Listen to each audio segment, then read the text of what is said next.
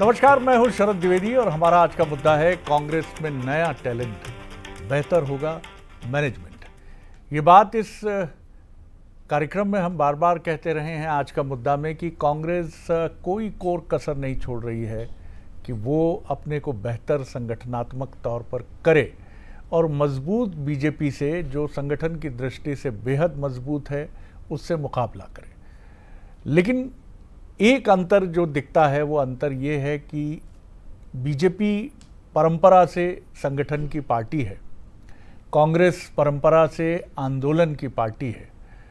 तो जो संगठन की पार्टी है उसके लिए बहुत स्वाभाविक है ये ट्रांसफॉर्मेशन कि वो अनुशासन में ढले, और आंदोलन और खुलेपन की पार्टी कांग्रेस के लिए ये कठिनाई हो जाती है कि वो अपने को संगठनात्मक दृष्टि से अनुशासित करे।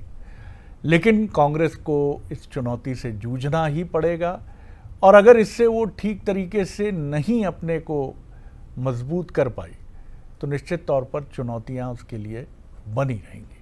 और इसी कड़ी में टैलेंट हंट है। तो देखते हैं कि कांग्रेस का ये टैलेंट हंट कितना कामयाब और कारगर होता है। आज इसी पर हमारी डिबेट है। सबसे पहले देखिए हमारी ये रिपोर्ट।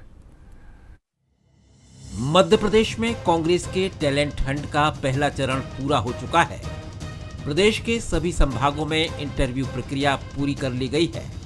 करीब 1200 आवेदनों में से 841 लोगों के इंटरव्यू हुए।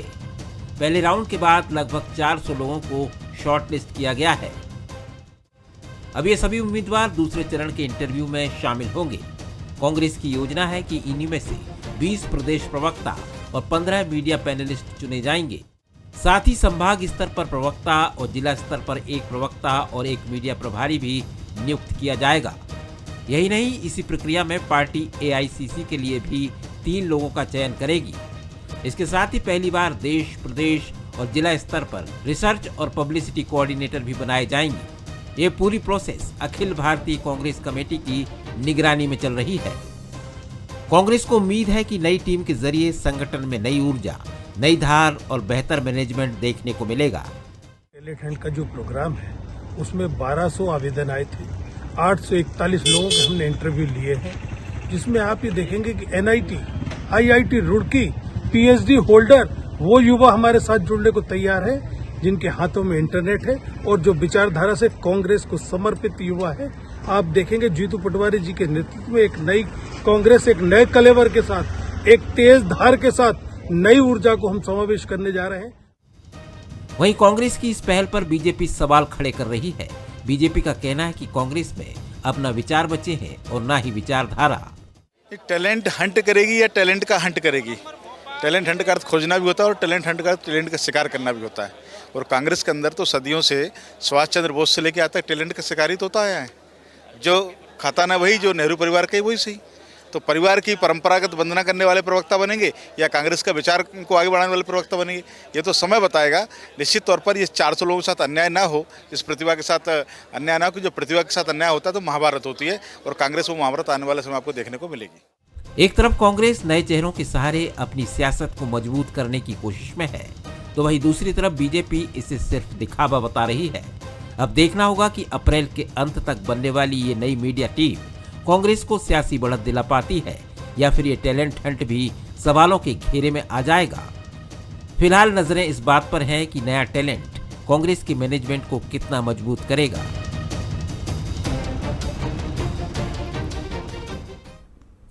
चलिए हमारे सवालों की तरफ रुख करते हैं। क्या टैलेंट हंट से मीडिया के साथ कांग्रेस का संगठन और मैनेजमेंट भी मजबूत होगा? क्या टैलेंट हंट चुनावों को ध्यान में रखकर तैयार किया गया एक रणनीतिक कदम है? क्या नए प्रवक्ता और पैनलिस्ट कांग्रेस की सियासी धार बढ़ा पाएंगे?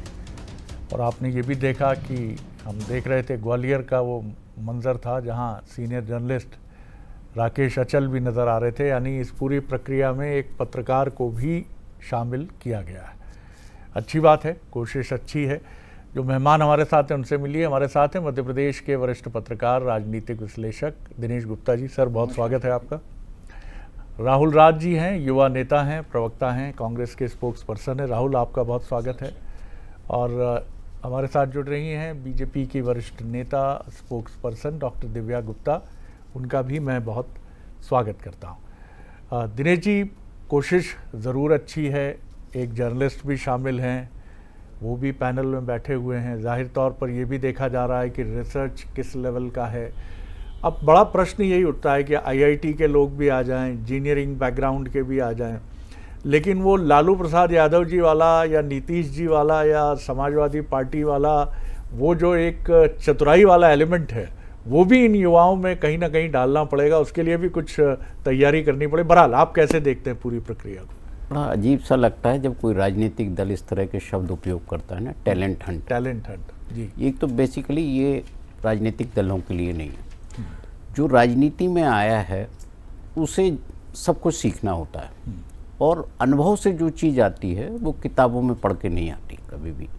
कि आपके पास कौन सी डिग्री है, किस कॉलेज से पढ़े हैं, ये महत्वपूर्ण होता ही नहीं है राजनीति में। महत्वपूर्ण होता है कि आप जनता के जो मुद्दे हैं, जनता से आपका कनेक्ट क्या है। केवल आपको टीवी स्क्रीन पर या कहीं आप कोई बयान देना बहुत महत्वपूर्ण नहीं होता इस राजनीति में। ये यदि केवल बयानों की राजनीति होती तो हो सकता है कि इस टैलेंट हंट से काम चल जाता, लेकिन ये राजनीति वोटों की राजनीति होती है जिसमें आपको सरकार बनानी होती है। ठीक बात। वहाँ जब आपके पास एक आंदोलन से निकली पार्टी है, अनुभव की विरासत आपके साथ है, तो आप उसे क्यों भूल रहे हैं? आप देखिए, हो सकता है हज़ारों लोग चले गए हों, भारतीय जनता पार्टी में शामिल हो गए होंगे कांग्रेस छोड़ के, लेकिन अभी भी हज़ारों लोग ऐसे हैं जो घरों में बैठे हैं, जिन्हें कांग्रेस पार्टी ने कभी मौका ही नहीं दिया। उनका जो अनुभव है, उनका जो ज़मीनी ज्ञान है, उनका जो कांग्रेस पार्टी की विचारधारा को लेकर जो ज्ञान है, उनकी अनदेखी ही तो कांग्रेस के पतन का कारण बन रही है ना। और इस तरह के प्रयोग, मुझे लगता है ये बहुत घातक प्रयोग हैं इस तरह के। और जो मूल कांग्रेसी है, जो संघर्ष से निकला कांग्रेसी है, वो इस तरह के प्रयोग को स्वीकार नहीं करता। और इस तरह के जो लोग आते हैं इस तरह के टैलेंट हंट के जरिए, वो ज़्यादा दिन टिकाऊ भी नहीं होते, क्योंकि आप जिस प्रक्रिया से ले रहे हैं और जिस उद्देश्य से ले रहे हैं उसका उद्देश्य राजनीतिक नहीं है। बड़ा सवाल आपने खड़ा किया है कि क्या वो टिकाऊ होंगे, ये एक बड़ा सवाल है। डॉक्टर दिव्या, किस तरह देखती है बीजेपी की रिएक्शन? तो हमने देखा, अब एक स्पोक्स पर्सन के नाते आपका पार्टी की तरफ से अभिमत भी सामने आ जाए, हालांकि विषय कांग्रेस का है। जी डॉक्टर दिव्या। शरद जी, दिनेश जी से बिल्कुल मैं स्वीकार करती हूँ, उन्होंने जो कहा वो बहुत विद्वतापूर्ण था। पार्टी कॉर्पोरेट्स की तरह नहीं चलती। एक पार्टी में एक जिसके पास टैलेंट है उसको छुपाने और दिखाने के लिए कोई किसी को हंट की आवश्यकता नहीं होती, वो तो प्रस्फुटित हो जाता है और बाहर आता है, और उसके लिए किसी को ढूंढना नहीं पड़ता है। टैलेंट है तो वो तो आवेग की तरह बाहर आएगा। एक बात। दूसरी बात, ये शीर्ष नेतृत्व क्या टैलेंट हंट से आया था? थोड़ा सा प्रश्न ये भी देख ले, आत्मचिंतन कांग्रेस ये भी कर ले। कौन सा टैलेंट था इनमें जो शीर्ष नेतृत्व किस टैलेंट के साथ यहाँ पर आया था? एंड व्हाट वाज एग्जैक्टली उनके अंदर ऐसा क्या था टैलेंट वाला जिसको उन्होंने शीर्ष नेतृत्व में जाके उन्होंने बिठा दिया, और हमने कांग्रेस ने उसको मान्य भी कर दिया। तीसरी इंपॉर्टेंट बात, जो टैलेंट हंट का इन्होंने पिछली बार भी शायद करा था, मेरे ख्याल ये दूसरी या तीसरी बार हो रहा है शायद, उनके लोगों का क्या हुआ जो पिछली बार चुने गए थे और जो आए थे, और वो कहाँ है? और सीनियर जो कार्यकर्ता है जो ऑलरेडी काम कर रहा है वो कहाँ जाएगा और उसका क्या होगा? वो अपने उम्मीद से जो बैठा हुआ था उनका क्या होगा? उसके बारे में किसी ने सोचा? और एक इम्पॉर्टेंट बात, जिन्होंने इंटरव्यू लिया, जो टैलेंट का हंट कर रहे हैं, वो कितने टैलेंटेड हैं? ये भी तो प्रश्न है। तो इन सब के बारे में उनके टैलेंट का कौन आकलन करने वाला है भाई? तो ये सारी चीजें हैं, और उसके बाद बताएं कि भाई क्या निष्कर्ष निकल के आया है और कौन आके बैठना है और कौन आके बैठ जाएगा।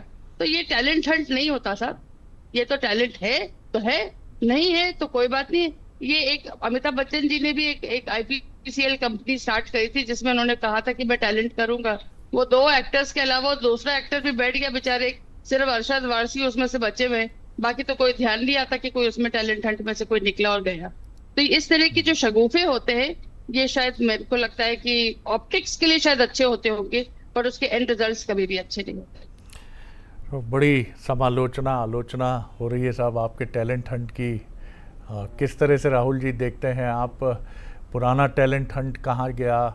अब नया जो टैलेंट हंट आ रहा है इसको कैसे समायोजित करेंगे, और दूसरा ये भी है कि ये कोई क्या पब्लिक सर्विस कमीशन की तैयारी है, बहुत सारे सवाल हैं, जवाब दीजिए। नहीं शरद जी, हमारी भाजपा की काबिल प्रवक्ता शायद अपने विपक्षी दल को पूरी तरह फॉलो नहीं करती हैं। अगर करती होती तो इन सवालों को वो आज इस डिबेट में नहीं उठाती, क्योंकि इनके जवाब तो कालांतर में जब इंटरव्यूज़ चले तभी दे। बहरहाल उन्होंने बहुत सारी बातें कही, हमारे वरिष्ठ पत्रकार जी ने भी अपनी चिंता जाहिर करी। पहले तो मैं शुरुआत यहीं से कर दूं कि आवेदन फॉर्म में एजुकेशन क्वालिफिकेशन या इस प्रकार का कुछ नहीं था। वो तो हमारे प्रवक्ता साथी ने ये बताया कि कितने प्रकार के लोग आए। प्रक्रिया बहुत सरल थी शरद जी, लगभग 1700 से 1800 लोगों ने आवेदन किया था। कुछ के क्योंकि ऑनलाइन फॉर्म्स होते हैं, सारी चीज़ें होती हैं, स्क्रूटनी के बाद 1200 लोग थे। 1200 में से प्रथम दृष्टया स्क्रूटनी करके 841 लोगों का जो फिगर हमारे साथी ने आपको बताया, 5 जोन में इंटरव्यू हुआ। पहली बार कांग्रेस ने अपना दरवाज़ा उन लोगों के लिए खोला, जैसी चिंता हमारे वरिष्ठ पत्रकार जी कर रहे थे, जिनको किन्हीं कारणवश कालांतर में स्थान नहीं मिल पाया, चाहे वो किसी वर्ग के हों, जाति के हों, कहीं भी हों, किसी कारण नहीं मिल पाया। जिसको लगता है मैं अच्छा वक्ता हूं, जिसको लगता है कि मैं कांग्रेस के लिए काम कर सकता हूं, कांग्रेस ने अपने दरवाजे खोले। आप देखेंगे कांग्रेस नवाचार के एक बड़े दौर से शरद जी गुजर रही। हमने संगठन सृजन के माध्यम से जिलाध्यक्षों का चयन किया, ब्लॉक अध्यक्षों का चयन किया, मंडल अध्यक्ष हो गए, हमारे यहाँ बूथ पे काम चल रहा है। इसी प्रकार पूरे मध्य प्रदेश में नहीं, देशव्यापी एआईसीसी ने अपने मीडिया डिपार्टमेंट में संगठन सृजन के माध्यम से पूरे राज्यों में शरद जी ये टैलेंट हंट प्रोग्राम हुआ। इसमें हमारी भाजपा की प्रवक्ता ने कहा कि उनका टैलेंट कितना है जिन्होंने टैलेंट हंट में इंटरव्यू लिया। तो मैं आपकी जानकारी के लिए मैडम बता दूं कि जिन राकेश अचल जी का आप उदाहरण दे रहे थे वो वरिष्ठ पत्रकार हैं। पैनल बड़ा साफ था। एआईसीसी के एक स्पोर्ट्स पर्सन के साथ हमारे पैनल में 2 महत्वपूर्ण लोग थे। एक था एक वरिष्ठ पत्रकार जो उस संभाग का सबसे जाना माना पत्रकार है, जैसे कि राकेश अचल जी। दूसरे थे एक वरिष्ठ समाज सेवी जो कि retired professor, retired vice chancellor या बड़े विख्यात हमारे जैसे विजय बहादुर सिंह जी भोपाल में थे, जो बड़े साहित्यकार रहे। ऐसे लोगों ने इंटरव्यूज लिए हैं, उसकी अपनी मार्किंग है। जहां तक प्रश्न विचारधारा का है, तो विचारधारा से जुड़े हुए लोग आए। चलो जी, आप जान के हैरान होंगे, 50% से ज़्यादा ऐसे युवा आए जिनका वो उल्लेख करे। IITians हैं, NITs हैं, रिसर्च स्कॉलर्स हैं, PhD हैं, बहुत अच्छे कवि हैं, किताब लिख चुके हैं, बिजनेसमैन हैं। बिजनेसमैन के साथ ऐसे लोग हैं जो कला साहित्य अकेडमी चलाते हैं। उनका रुझान कांग्रेस की तरफ है। यानी राहुल गांधी जी के नेतृत्व में और जीतू पटवारी जी के नेतृत्व में कांग्रेस में नए लोग आना चाह रहे हैं। वो कह रहे हैं कि भाई हमें स्थान दीजिए, तो कांग्रेस स्थान दे रही है। इसमें भारतीय जनता पार्टी को तकलीफ नहीं होनी चाहिए। और मैं हमारे वरिष्ठ पत्रकार दिनेश गुप्ता जी की बात को आगे बढ़ाते हुए ये भी कह दूं कि इसमें ऐसा कुछ नहीं हुआ है कि कांग्रेस में बैठे हुए व्यक्ति की कोई आलोचना। हमने सबसे पहले कोई काम किया शरद जी, तो एआईसीसी ने ये किया कि जितने पूर्व प्रवक्ता हैं जो वर्तमान में उन्होंने फॉर्म भरे हैं, उन लोगों को डायरेक्ट फाइनल इंटरव्यू में बुलाया जा रहा है। तो ये तो सम्मान उनका करा गया। दूसरा, पूरी पारदर्शी प्रक्रिया है। ऐसा नहीं है कि साहब मेरा तेरा चल रहा है।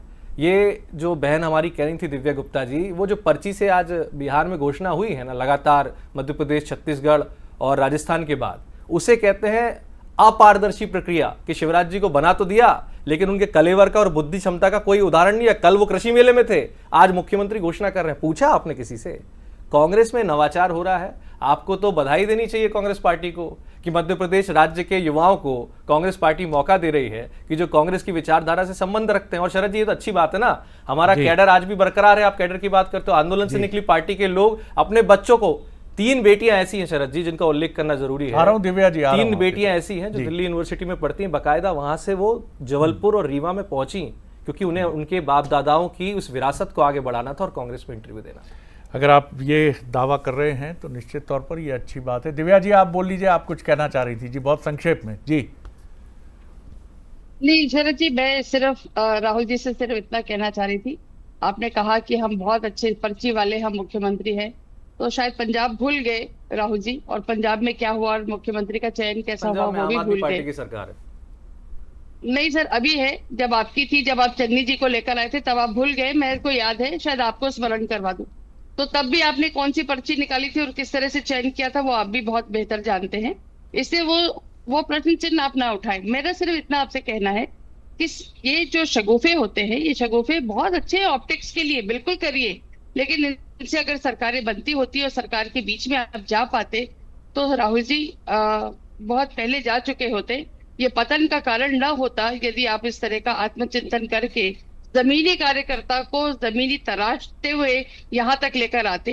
जब प्रॉब्लम वहां होती है, जब आपका शीर्ष नेतृत्व परकोलेट करते हुए नीचे तक आता है, और जब वहां से प्रॉब्लम होती है तो वो परकोलेशन नीचे तक आती है, और वहां जो बहुत डिसोल्यूशन जो हो जाता है, डिसॉल्व जो हो जाता है, डाइल्यूट जो हो जाता है वो तब होता है टैलेंट हंट की आपको आवश्यकता पड़ती है, अदरवाइज ना होती।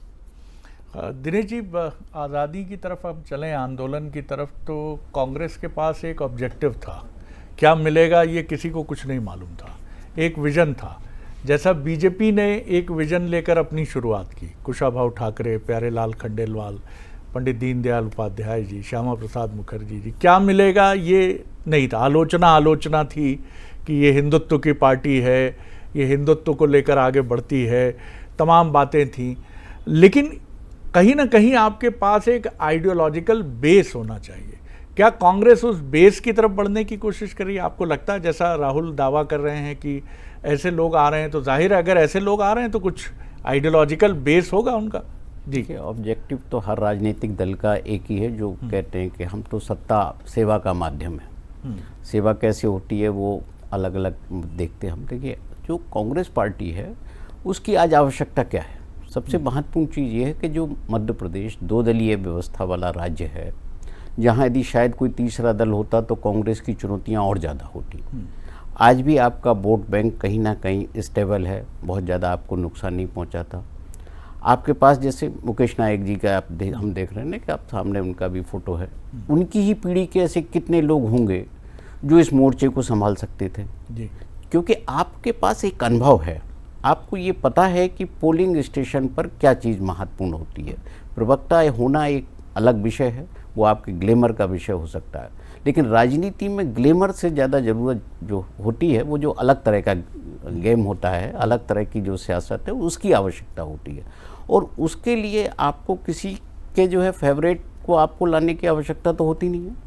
जो ज़मीन से उठकर आएगा, जिसके पास अपना एक जनाधार होगा, जन समर्थन होगा, फॉलोअर्स होंगे, वही कांग्रेस में नेता होता है। अन्यथा आप बताइए, यदि नहीं होता तो क्या ज्योतिरादित्य सिंधिया इतने लोगों को छोड़कर भारतीय जनता पार्टी में चले जाते और सरकार गिर जाती?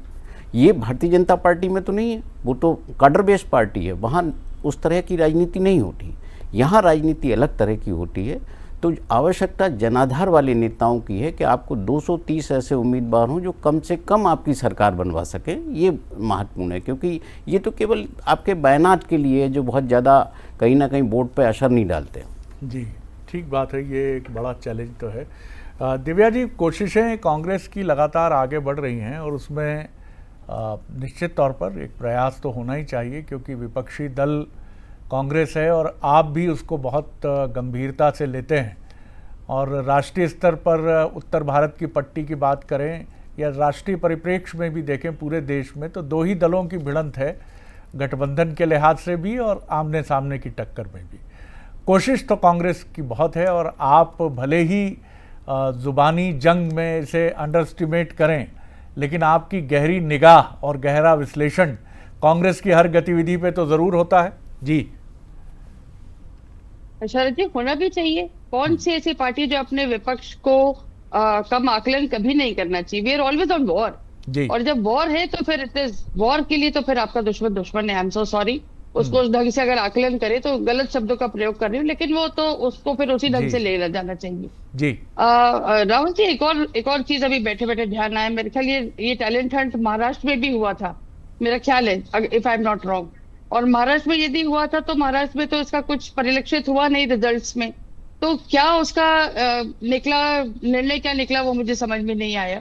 मैं फिर आपसे कह रही हूँ कि ऑप्टिक्स के अलावा और कुछ नहीं है।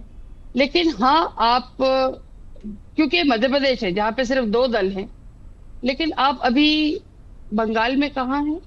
ढूंढे से मैग्नीफाइंग ग्लास से ढूंढे से नहीं मिल रहे हैं कि कांग्रेस वहां कहाँ है। या तो आपने हथियार डाली दिए और आप वहां मेहनत ही नहीं कर रहे। खैर, ये वो विषय नहीं है। लेकिन मेरा सिर्फ आपसे ये कहना है कि टैलेंट हंट करिए, बहुत अच्छी बात है, लेकिन उस टैलेंट का जैसे जमीनी प्रयोग उपयोग जब तक नहीं होगा तब तक आपकी पार्टी में तब्दीली नहीं होगी। प्रजातंत्र में एक मजबूत विपक्ष का होना भी आवश्यक है, मैं बिल्कुल मानती हूँ, लेकिन मजबूती लाइए तो सही, दिखे तो सही। कहीं भी नहीं दिखाई देती है कि मजबूती विपक्ष है। खेमे खेमे में बटी हुई कांग्रेस इस तरह के टैलेंट हंट यदि कर भी लेगी तो भी उसका कोई नतीजा ना निकलेगा, तो फिर कोई फायदा ना होगा। दिव्या जी ने ये कहा नहीं राहुल जी, लेकिन उन्होंने जो संकेत दिया उसमें साफ था कि एक राइवल पार्टी को हम मजबूत होने भी क्यों दें, है ना। हमारी तमाम कोशिशें चलती रहती हैं कि जहाँ कहीं भी कोशिश हो तुरंत लैग पुलिंग की तरफ जाइए, बाई हुक बाई क्रुक, तो वो तो चलेगा, उसका सामना करना पड़ेगा और ये सभी राजनीतिक दलों की नीयत। आपकी चुनौती बड़ी ये है कि ये टैलेंट हंट के जरिए जो लोग आएंगे और जो अब तक टैलेंट थे उनके बीच में जो एक कॉन्फ्लिक्ट होता है वो आपके यहाँ बहुत खुला होता है। हमें क्या किया था, हम तो छोड़ देंगे पार्टी और ये क्या चल रहा है। असली जंग जो आपकी है वो ये है कि जहाँ कोई इग्नोर होता है कांग्रेस में उसकी आवाज़ बड़ी ऊंची हो जाती है। देखिए शरद जी, उसमें बड़ी अच्छी बात यह है कि इसमें 3 तरह के प्रकार हैं। ज़रूरी नहीं कि आप प्रवक्ता बने, उसमें एक रिसर्च कोऑर्डिनेटर की, जैसे आपने अपनी स्टोरी में बताया, रिसर्च कोऑर्डिनेटर की पोस्ट है, पब्लिसिटी इंचार्ज की पोस्ट है। हम ऐसे लोगों का भी तलाश कर रहे हैं जिनके पास बहुत अध्ययन है। हर कोई अच्छा वक्ता नहीं होता। आप शरद जी मीडिया से जुड़े व्यक्ति हैं, प्रवक्ता पार्टी का आईना होता है। रोज पार्टी के क्या विचार है, जनता में क्या जाना चाहिए, और अब तो सोशल मीडिया का माध्यम है। अच्छा वक्ता, अच्छा रिसर्च जिसके पास हो, कंटेंट हो, उसकी बाकपटुता, उसकी भाषा शैली, यही तो टैलेंट है। अगर ये पूरा डिबेट हमारे 2028 के चुनाव पे होता तो हमारी बहन को हम वो बात भी बताते। लेकिन आज बात हमारे मीडिया डिपार्टमेंट की हो रही है। मीडिया डिपार्टमेंट के हिसाब से जो चैलेंज आपने कहा, पुराने लोगों का समावेश करना और नए लोग, जो मैंने आपको बताया कि 50% से ज़्यादा नए आवेदन हुए लोग आए, तो उसमें बड़ा सिंपल सा है, जैसा मैंने आपको बताया कि भाई जो ऑलरेडी वर्किंग है, जो अच्छा वक्ता है, उसका स्थान तो वैसे ही सुनिश्चित हो गया। अब पार्टी उन्हें ढूंढ रही है जो चाहते हैं कि कांग्रेस में हम काम करें। देखिए, अगर ऐसा होता तो हर कोई प्रवक्ता के लिए आवेदन करता। किसी को विधायक बनना है, किसी को सांसद बनना है, कोई पार्टी में महामंत्री बनना चाहता है, कोई पार्षद का चुनाव लड़ना चाहता है, वो एक अलग फौज है। इसमें से बहुत सारे लोग हैं जो आगे जाके चुनाव लड़ना चाहते हैं, तो पार्टी उनसे भी पूछेगी भाई आपको चुनाव लड़ना है तो फिर आप क्या करेंगे। हर तरह के व्यक्ति के लिए आज जीतू पटवारी जी की कांग्रेस में और राहुल गांधी जी का ये पूरा नवाचार जो पवन खेड़ा जी के नेतृत्व में आईसीसी मीडिया डिपार्टमेंट में हो रहा है, वो बड़ा साफ है कि अगर आपके अंदर टैलेंट है, और मैं शरद जी इस टीवी पे बैठ के दावे के साथ कह सकता हूँ, मीडिया डिपार्टमेंट चाहे कांग्रेस का हो चाहे भाजपा का हो, अगर उसे अच्छा बोलना नहीं आता है, अच्छा उसके पास कंटेंट नहीं है, तो वो एक अच्छा प्रवक्ता नहीं बन सकता। हमारी बहन भी इस बात से सहमत होंगी, आप भी तो एक लिस्ट में शॉर्टलिस्ट होकर प्रवक्ता बनी है, पैनलिस्ट बनी है, बिना टैलेंट के तो नहीं बन जाती। तो ये तो नहीं कहा जा सकता कि नॉन टैलेंटेड व्यक्ति प्रवक्ता बनेगा। ये तो आईना है, चेहरा है, प्रदर्शनी है पार्टी की कि भैया क्या कर रही है पार्टी। तो अच्छे लोगों का हम ढूंढ रहे हैं और समावेश होगा। जीतू पटवारी जी ये कहते हैं कि आपको मैं उदाहरण दे देता हूँ, हमारी बहन को भी बता देता हूँ, वरिष्ठ पद, हमने सबसे पहले एक जूम मीटिंग करी, जितने लोगों का आवेदन था, जीतू पटवारी जी का पहला शब्द ये था कि जिनको मौका मिले उनका स्वागत है, और जिनको मौका नहीं मिले उनके लिए भी पार्टी में स्थान है कि हम आपकी उपयोगिता का करें। क्योंकि हमने जब फॉर्म भरवाया था तो उनमें उनके वीडियो, उनकी बाकपटुता, उनके रिसर्च, सब कंटेंट को देखा है, तो हमें पता है किसका उपयोग क्या करना है। अन्याय किसी के साथ नहीं हो रहा। और पार्टी में जैसा आपने कहा, ये तो स्वायत्ता है शरद जी कि हमारे यहाँ आदमी कह सकता है। मैं तो तब मानता जब, अभी फिर वही बात आ जाएगी, मोहन यादव जी को मुख्यमंत्री बनाने के बाद कोई आलोचना तो कर पाता कि साहब मेरा नंबर था, मैं सीनियर था। ये स्वायत्ता कांग्रेस में है और हमें खुशी है कि हम हमारे नेता के सामने, राहुल जी कहते हैं डरो मत, उसी परिभाषा में हम अपने प्रदेश अध्यक्ष के सामने भी ये बात खुल के कह सकते हैं कि साहब मेरे साथ ये न्याय नहीं हुआ, ये न्याय होना चाहिए। तो वो कहते हैं कि हाँ भाई ऐसे न्याय करेंगे। तो मैं तो दिव्या जी से एक बात पूछना चाहता हूँ, बहन आप ये बताओ कि आपकी पार्टी में कभी भी ऐसा एक नवाचार हुआ कि लोगों को बिठा के उनसे पूछा गया हो कि इनमें से जनमत के आधार पे कि भैया कौन सा आदमी आगे आना चाहिए? 2 लोग आते हैं, बंद कमरा होता है, कहते हैं साहब वो बंद कमरे में सब समावेश कर दिया, बहुत अच्छे से समझा दिया, क्योंकि पार्टी कैडर बेस्ड पार्टी। चलिए वक्त तो इस प्रकार से काम नहीं चलता है। मैं तो शरद जी ये कहूंगा जी, हमारा टैलेंट हंट पूरा होने वाला है। वो उनके बम्बई वाला जवाब दे दो, बहन बम्बई का ले लो आप, इसके बाद बोल लेना। बम्बई का ऐसा है कि महाराष्ट्र में टैलेंट हंट हुआ है, मध्य प्रदेश में हुआ है, सेकंड फेज में रिजल्ट कहीं नहीं आया है। रिजल्ट एक साथ डिक्लेयर होगा। चलिए दिव्या जी जल्दी बोल लीजिए, आपको पता चल जाए। जल्दी बोल लीजिए दिव्या जी, जल्दी बोलिए। सोनिया जी और Rahul ji is one power centre, और वही पावर सेंटर सब कुछ चलाता है, वो भी बंद कमरे में होता है। मैंने आपको बताया ओपन प्लेटफॉर्म पे टैलेंट हंट हो रहा है। इसके बाद भी आप सोनिया जी को और राहुल जी को क्यों कर रही हैं? वो 1 नंबर 2 नंबर वाले कैलाश जी बात करते हैं, वो कौन है आप बता दो मुझे कि 1 नंबर इशारा कर दो सरकार गिरा देंगे।